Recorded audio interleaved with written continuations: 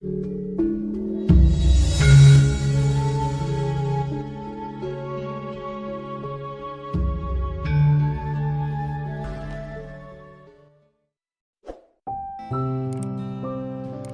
mau tanya kepada Bapak pemerintah yang ada. Tujuan membuat negara adalah agar rakyat itu selamat nyawanya. Satu, agar rakyat itu selamat hartanya. Dua, agar rakyat itu selamat martabatnya. Terus sudah berapa persen kira-kira pemerintah untuk menjaga rakyat, keselamatan harta, dan keselamatan martabatnya.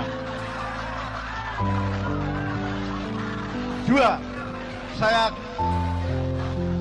saya kurang sependapat ada dalam kosakata pemerintah. Karena apa? Karena kalau sudah awal itu berarti kan ada ahli, Pak, ya, dalam bahasa Indonesia. Petani berarti ahli bertani, pemerintah berarti ahli memerintah. Ya, kurang sependapat loh. Kalau sudah pemerintah berarti ahli memerintah. Kalau rakyat selalu diperintah, maka secara psikologi akan mencetak mental menjadi budak dan tuan. Neng wis bendino selalu diperintah, besok neng kuasa yo seneng mbek merintah ngono. Maka tolong untuk diberikan satu kata yang indah agar ada hubungan antara pejabat dengan rakyat. Oke, tepuk tangan semua. Oke. Barangkali soal pemerintah tadi ada yang menjawab di antara bapak-bapak Muspika.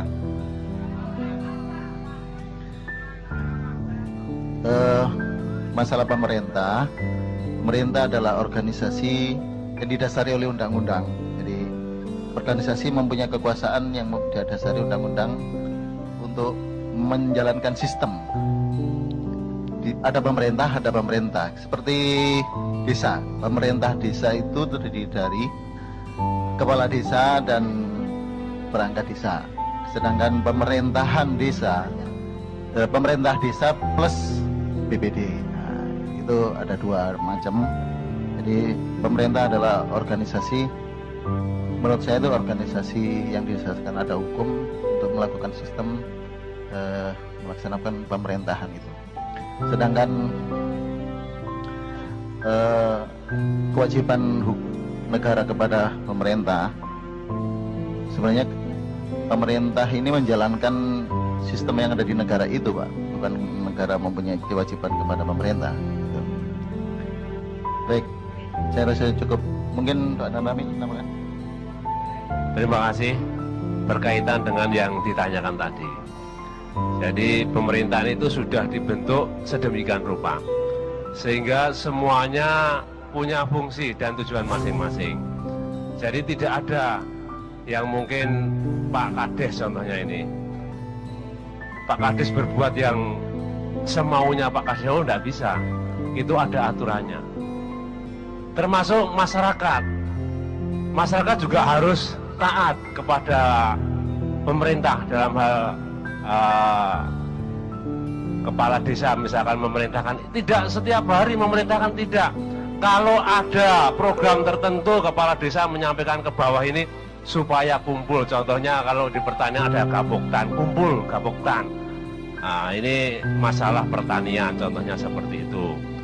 Nah, kemudian masyarakat ya juga menyadari, ya tidak ada yang perintah semau gue, nggak ada. Ya, yang penting sesuai tugas dan fungsinya. Kalau Pak Kades yang melaksanakan tugasnya sebagai Pak Kades, masyarakat juga seperti itu. Kalau ada kaitannya dengan masyarakat dikumpulkan. Kalau ada acara seperti malam ini ya sama, sebelumnya juga sama, dikumpulkan. Semuanya berkaitan, harus izin dan sebagainya, menyampaikan kepada Pak Kapolsek, Pak Dan Ramil, akhirnya terlaksana seperti ini. Ya, itu yang sebagai tambahan saja. Terima kasih. saya nambahin dikit aja. Memang masih sangat banyak hal yang akan harus kita rubah. Kita hidup ini harus terus-menerus punya kerelaan untuk menjadi lebih baik. Berarti ada yang belum baik, ada yang masih harus dibenahi, mungkin dirubah, mungkin dijebol dan sebagainya. Nah, ada banyak hal. Kalau saya ceritakan ini menjadi besok malam aja acara lagi. Tapi intinya seperti ini, misalnya kata pemerintah suatu hari akan kita ganti. Kata ke pemerintah itu salah. Yang merentah itu yang bayar. Kan itu. Jadi pemerintah itu rakyat. Aslinya begitu. Nah, yang dibayar adalah yang diperintah. Bener gak deh? Nah, jadi sebenarnya salah epistemologi, salah substansi kalau yang kita sebut pemerintah itu bernama pemerintah. Suatu hari mungkin kita sebut pengurus, pamong praja, atau pengelola atau apapun gitu ya, tapi bukan pemerintah. Itu juga mempengaruhi cara berpikir rakyat tiap hari, karena pemerintah adalah satu tim yang diangkat oleh rakyat, digaji, diberi fasilitas untuk ngurusi kesejahteraan rakyat, yang begitu. Nah, pemerintah bukan atasannya rakyat. Sementara kita sebut pemerintah ya, pemerintah bukan atasannya rakyat. Pemerintah adalah sekumpulan orang yang harus taat kepada undang-undang yang dibikin oleh wakil-wakil rakyat, termasuk rakyatnya sendiri. Karena sudah mewakilkan kepada sejumlah orang untuk bikin undang-undang, rakyatnya juga harus taat kepada undang-undang. Jadi di Indonesia masih belum paham itu. Disangkanya menteri harus taat sama presiden, disangkanya karyawan kabupaten harus taat kepada bupati. Enggak, karyawan kelurahan tidak harus taat kepada lurah, tapi lurah dan semua karyawannya harus taat kepada undang-undang. Yang harus ditaati itu undang-undang, itu namanya negara. Nek kerajaan enggak, kerajaan tumenggung bupati, adipati taat kepada raja, itu kerajaan. Kalau dalam demokrasi tidak ada ketaatan kepada orang atau jabatan, yang ada semua pejabat taat kepada undang dan aturan. Aslinya ngono, tapi presidennya belum mengerti ini. Jadi tidak apa-apa untuk sementara, kapan-kapan kalau Allah izinkan kita rubah ya. Nah, misalnya gini, saya mohon izin kepada bapak-bapak dari TNI, dari Polri, dari birokrasi. Di Indonesia nanti akan kita rubah bahwa negara sama pemerintah itu ada bedanya, tidak satu. Jadi ada kepala negara, ada kepala pemerintahan. Sama dengan di rumah kita ada kepala keluarga, ada kepala rumah tangga. Kepala keluarga biasanya siapa? Bapak. Kepala rumah tangga, ibu. Itu beda. Uang yang penghasilan bapak masuk ke kas keluarga, sebagian dari kas keluarga diberikan kepada kas rumah tangga, kan menunggu ya. Nah, misalnya ada lembaga negara yang berbeda dengan lembaga pemerintah. Kalau kementerian sampai kelurahan itu lembaga pemerintah. Tapi kalau misalnya Komisi Yudisial, KPK, Mahkamah Agung, Mahkamah Konstitusi, itu bukan lembaga pemerintah, itu lembaga negara. Justru mereka yang harus bertindak kepada pemerintah, bukan bagian dari pemerintah. Salah. Nek ketua KPK dilantik oleh kepala pemerintahan, keliru, karena justru yang harus diawasi nomor satu oleh KPK adalah kepala pemerintahan. Kalau yang melantik itu presiden dalam fungsi sebagai kepala pemerintahan, maka KPK tidak berani mengawasi presiden. Gitu loh. Padahal presiden itu fungsinya adalah eksekusi. Nah, di zaman Mojopahit dulu, Kencana Wungu kemudian diteruskan oleh Hayam Wuruk, itu kepala negara. Kalau Gajah Mada, kepala pemerintahan. Kepala negara itu urusannya adalah bikin policy dan punya sistem pengawasan atau kontrol. Terus yang melaksanakan policy-policy kepala negara adalah Perdana Menteri, yaitu Gajah Mada. Nah, Gajah Mada diawasi oleh kepala negara, gitu loh. Kepala negaranya dikontrol oleh rakyatnya.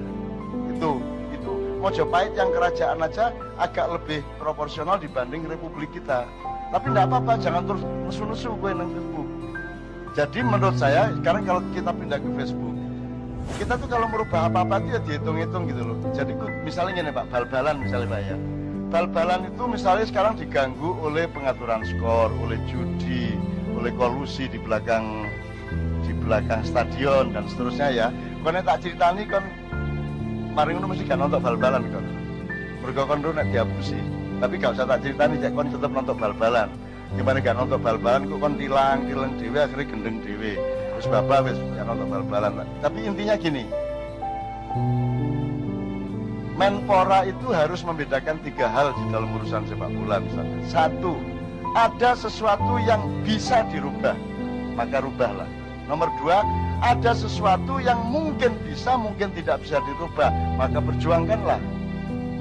Nomor 3, ada sesuatu di dalam dunia sepak bola yang tidak mungkin bisa dirubah. Itu jangan repot-repot merubah, tapi mengantisipasi dan meminimalisir akibat-akibatnya. Nah, setahu saya birokrasi yang mengatasi sepak bola tidak mengerti 3 hal itu. Nah, prinsip dari yang saya omongkan adalah kita memang perlu banyak pembenahan. Termasuk posisi kepolisian itu suatu hari juga akan menjadi pemicu konflik. Dulu kepolisian itu tidak di bawah presiden tapi di bawah Depdagri. Tuh, kepolisian suatu hari akan dipertanyakan polisi ini sipil atau militer. Nah, TNI jelas militer. Kalau militer, kalau kepolisian itu militer, kok tidak bersama-sama TNI? Kalau dia sipil, kok tidak di bawah Depdagri, Kemendagri, dan seterusnya? Itu suatu hari akan dibenahi, mau tidak mau, akan terbenahi. Ketika nanti negara kita berdaulat benar, ketika negara kita akan bangkit beneran, semua itu akan dibenahi bukan untuk menyengsarakan siapapun, tapi untuk supaya bareng-bareng. Apa nek cara kata-kata mutiara itu? Berdiri sama tinggi, duduk sama rendah kan itu ya. Nek wong Jawa mangan gak mangan pokoknya kumpul, nek anjane mangan ya bareng-bareng, nek anjane gak mangan ya gak mangan bareng lah ngono. Iki ojo situ mangan geragas sak mbrek situ gak mangan-mangan. Kan gitu. Jadi teman-teman sekalian, tolong hal ini menjadi pemahaman yang pelan-pelan dan mengendap di dalam hati kita, tidak usah menciptakan kemarahan dan protes-protes yang belum ada manfaatnya. Untuk teman-teman yang aktif di Facebook, menurut saya, terutama yang muda-muda, tolong dimaklumi loh, ya nek arek nom gak meledos-meledos itu dudu arek nom jenenge. Ya, nek kon arek nom terus bersikap kayak aku wis tuwek yo gak cocok, wis bapak kon ngono iku gak apa-apa. Cuman pesan saya satu, kamu bener apa sudah menguasai apa yang kamu omongkan di Facebook? Lah jarine tak. Jari ngene melok, "Woi kok elek," melok bandem lah ngono. Lah ngono. "Woi kok apik," melok ndukung lah ngono. Jadi saran saya sederhana, Anda ndak apa-apa aktif di Facebook, di Twitter. Menurut saya, di luar aktivitas Anda ceplas-ceplos di Facebook, mbok ada sesuatu yang coba kamu teliti dan kamu pahami beneran. Kalau politik yang memahami beneran. Kalau ekonomi kamu pahami beneran. Karena rata-rata di Facebook itu tidak ada kontrol. Arek iki roh temen tagak, kon gak roh ya oleh nulis. Kan gitu. Menurut saya kamu rugi kalau kamu ikut seperti itu. Lebih baik kamu ikut tapi sambil meneliti bener-bener. Kudu roh temenan sesuatu hal itu. Nah, terakhir sekali, aku nganggo ilmu sing gampang sing wong desa iso pahami. Ana wong papat. Siji wong sing orang yang tahu sedikit tentang sedikit hal. Gitu ya. Ngerti didik itu pun tentang didik, hal yang didik. Nah, didik tak sing roh itu pun ruwe didik. Nomor loro orang yang tahu sedikit tentang banyak hal. Politik ya roh, pertanian yang roh, tapi didik ruwe. Nomor 3 orang yang tahu banyak tentang sedikit hal. Pokoknya nek pertanian roh temen aku rek, tapi nek ekonomi nasional gak roh aku. Itu nomor 3. Nomor 4 adalah orang yang tahu banyak tentang banyak hal. Sampean nomor piro? Kon nomor piro kon? Sing aktivis Facebook. Kamu tahu banyak tentang banyak hal, apa tahu banyak tentang sedikit hal, apa tahu sedikit tentang banyak hal, atau sebenarnya tahu sedikit tentang sedikit hal? Tentang sedikit hal. Nah, kalau begitu jangan terlalu banyak omong. Nah, gitu ya. Saya ini juga orang yang hanya tahu sedikit tentang sedikit hal, tapi dipaksa oleh masyarakat untuk tahu banyak tentang banyak hal. Kepeksa aku. Gelem gak gelem aku. Soal jin kudu jawab. Ya, soal apa ae wis kudu jawab aku. Akhirnya Gusti Allah sakno karo aku. Ya wis nun jawab penuh tak kei yang kok bahane ngono. Akhirnya aku dikai bahan. Jadi kon takon apa tak jawab kaya aku ruruh. Padahal aku mek ngrungokno. Kadang ketok ngene iki tok tak waca ngono. Tapi aku janjane gak ro. Ngono deh ya. Oke.